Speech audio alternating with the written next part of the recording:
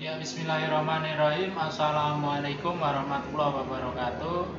Kembali lagi kita akan belajar matematika bersama, dan pada kesempatan ini kita akan membahas ya beberapa soal tentang fungsi trigonometri bentuk aturan rantai ya di sini nanti.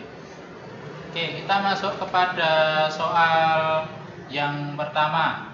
Nah, ini tentukan turunan pertama dari Y sama dengan sin pangkat 3 ya, sin pangkat 3 2x plus 3. Nah, ini nanti ada beberapa fungsi di dalam fungsi ya tentunya.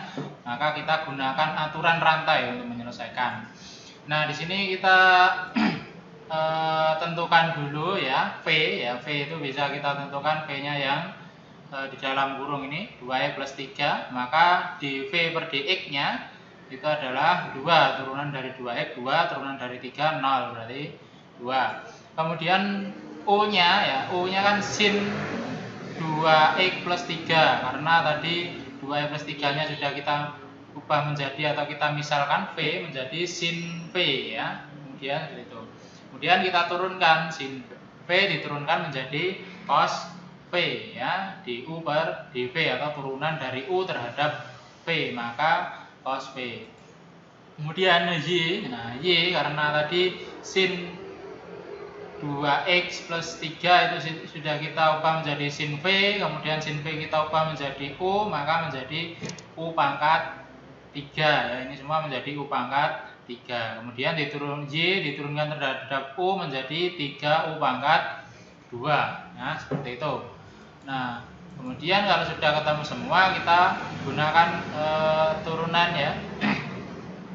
Ya, aksen sama dengan dy per dx sama dengan dy per du, du per dv, dv per dx. Nah, ini sebenarnya ini untuk membantu saja supaya nanti bisa ketemu dy per dx dari beberapa fungsi ya. Ini kan sebenarnya kalau dicoret juga habis menjadi du per dy per dx. Kemudian tinggal kita substitusikan saja ya, dy per du nya, du per dv nya kita substitusi, kemudian v nya kita substitusi. Nah, sudah, kemudian tinggal kita kalikan saja dulu ini. Kemudian u nya kita ubah menjadi sin v ya, u menjadi sin v pangkat 2 ya, sin pangkat 2v dikali cos V ya, ini cos V. Kemudian V nya kita kembalikan lagi, V tadi adalah 2e plus 3 ya, ini menjadi 2e plus 3, 2e plus 3. Sudah, sampai itu sudah selesai. Nanti mungkin bisa dimanipulasi menjadi beberapa bentuk lagi menggunakan persamaan trigonometri. Nah, tapi sampai ini saja sudah benar ya.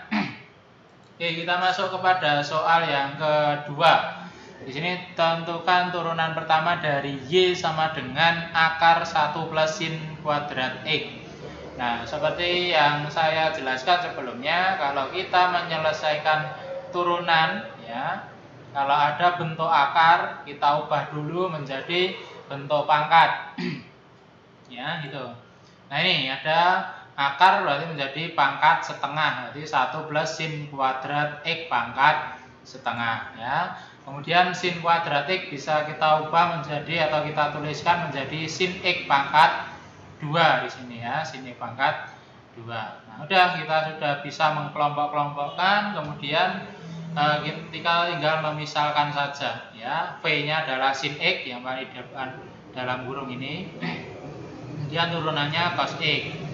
Selanjutnya U-nya yang di dalam kurung yang ini berarti menjadi 1 plus V kuadrat ya, karena sin X-nya tadi kita sudah membuat menjadi V, menjadi 1 plus V kuadrat.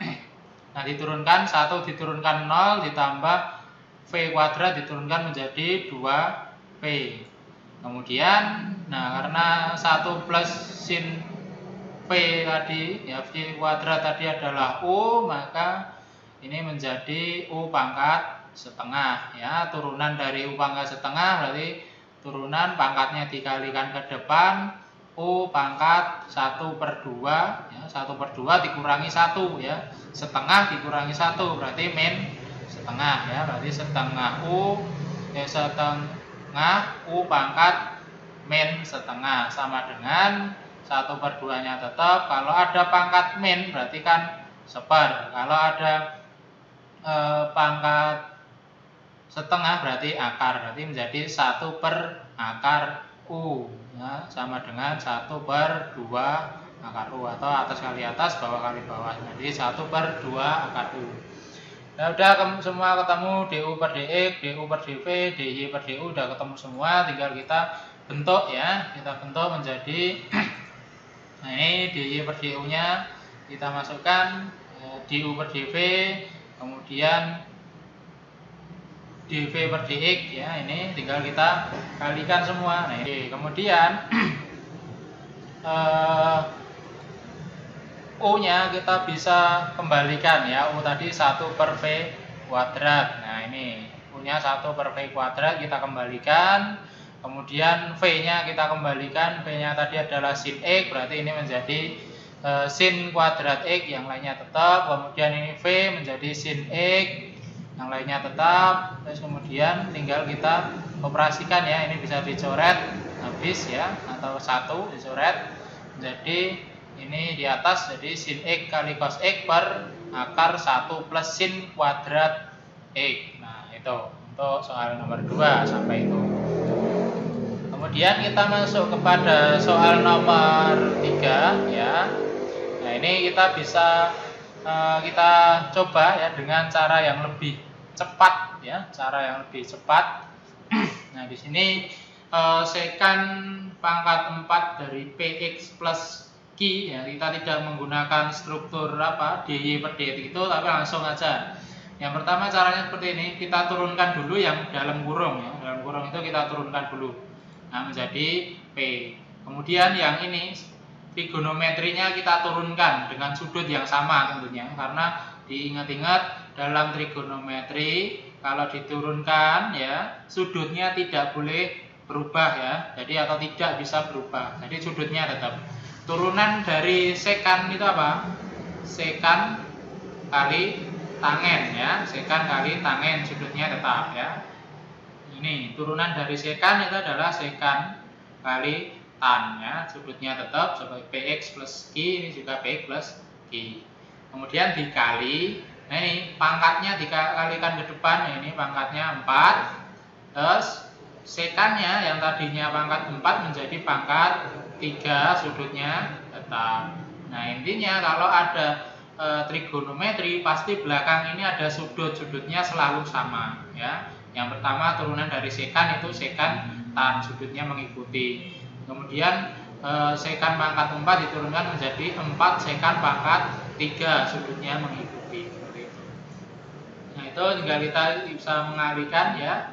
Ini menjadi 4P dikali sekan pangkat 4 ya, ini kali ini sekan pangkat 4 dikali tan Px plus Q. Nah, seperti itu ya untuk menyelesaikan turunan trigonometri bentuk aturan rantai ya. Ya bisa, kalau mungkin masih takut salah ya, lebih amannya pakai cara yang pertama tadi. Tapi kalau sudah bisa ya, sudah paham, kemudian pengen yang cepat, pengen yang menghemat tempat ya, pakai cara yang langsung ini. Tapi intinya sama, yang penting dipahami dulu, baru menggunakan cara yang mana yang kalian bisa efektif. Karena di matematika itu tidak hanya bisa, tapi juga perlu efektif waktu, perlu efektif tempat supaya kerja kita cepat, kerja kita tidak membutuhkan tempat yang banyak, seperti itu.